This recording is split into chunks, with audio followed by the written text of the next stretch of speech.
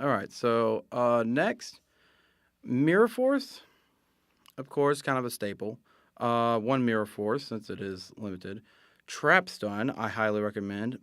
Mostly because it's a good card, and just in case your opponent decides to do something to stop your beatdown tactics, your beatdown strategy, Trap Stun will easily stop whatever they're trying to do. I recommend 1 to 2 of those, and then really just anything else you want to splash in. If you want to splash in some counter trap cards like Solemn Judgment, Dark Illusion, Seven Tools of the Bandit.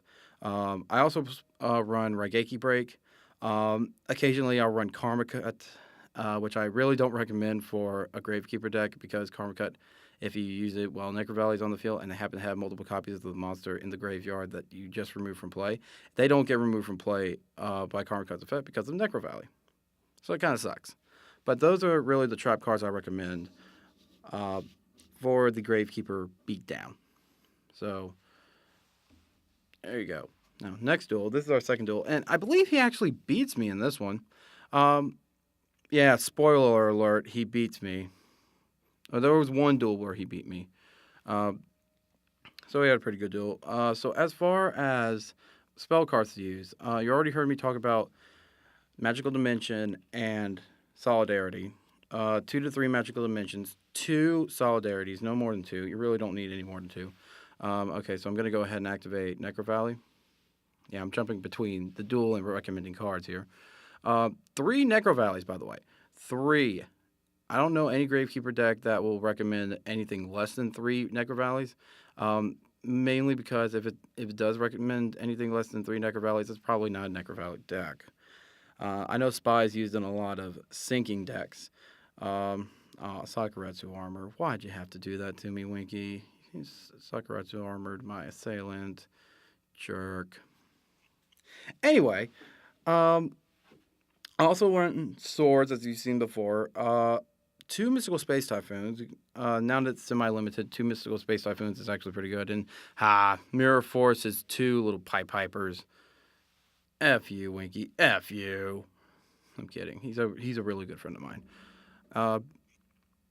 Nobleman a crossout. And yeah, this was the one thing that really hurt. He Nobleman a crossout on my spy. So because of that, all my spies, which were in the deck by the way, so Necro Valley didn't affect them, were removed from play. So I had no more spies to use. And I think that one of the reasons why he ended up gaining a huge advantage was that he ended up using Nobleman of Crossout on my Gravekeeper's spy. And that absolutely sucks. It was painful.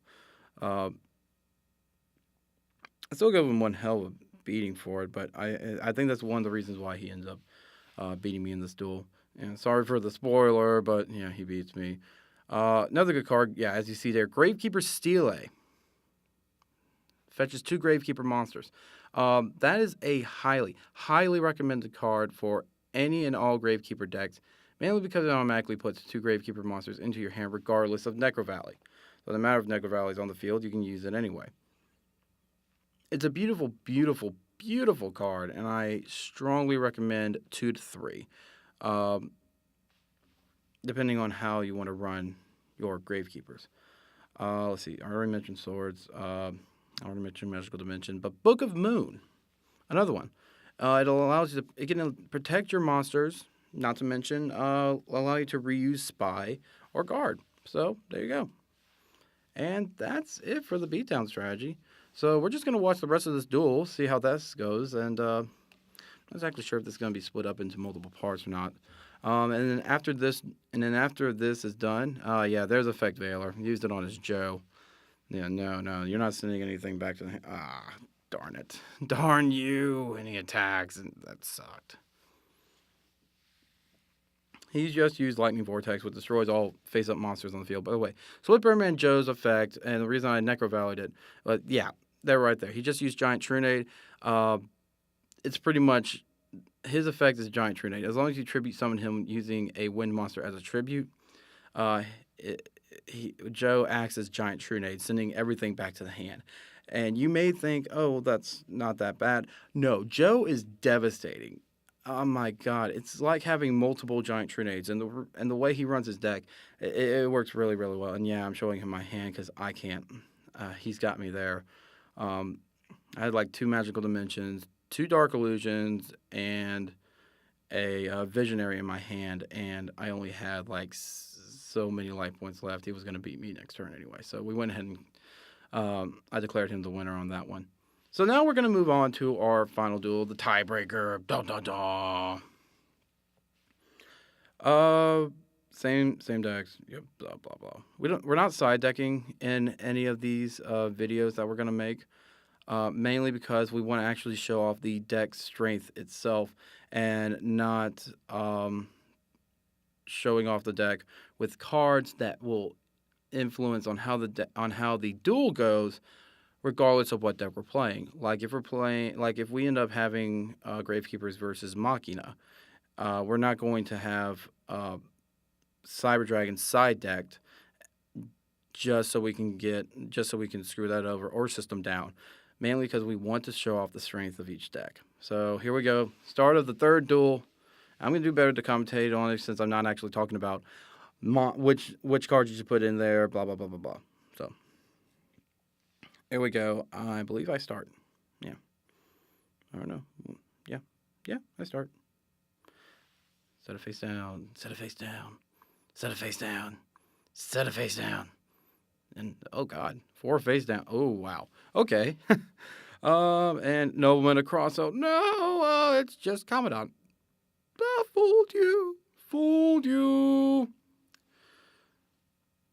And he still got rid of Commandant, but it's, that's not spy. It's not guard, so I'm not devastated by it.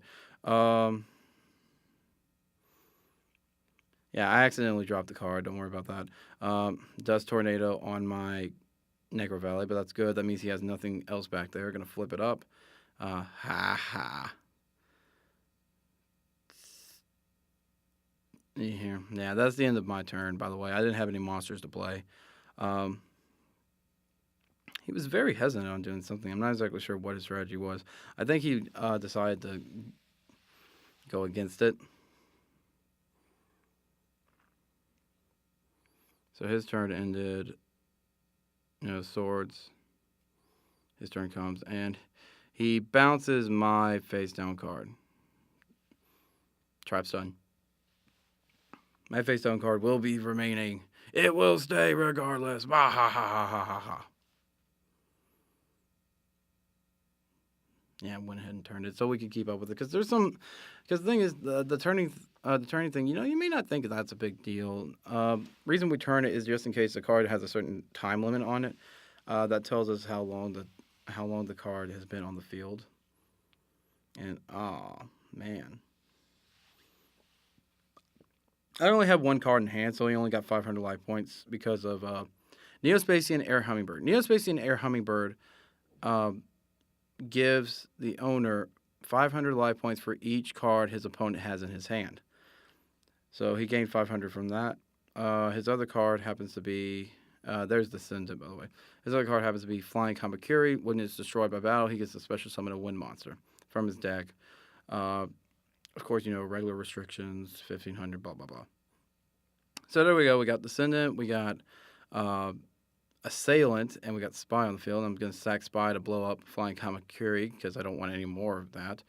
I take 500, do the Pendant, and I'm attacking with Assailant this time, and I activated Magician's Circle to get out another Visionary. To get my Visionary out into the field and, hurt him. So, yeah, that's a lot of damage. Well, at least Necro Valley's not on the field. But he's still contending with the freaking Swords of Revealing Light. I think that's what he was hesitating on. Was he was going to probably play Joe. But he didn't want to put swords back into my hand. And, I feel bad. That was the only thing he could do. And I don't know what he had in his hand. I think he had a Joe. Can use it. And there's another Visionary. Yeah, by the way, Visionary can actually be tribute summoned with only 1 tribute. And that was game. So, yeah, there you go. Gravekeeper Beatdown. Very, very powerful.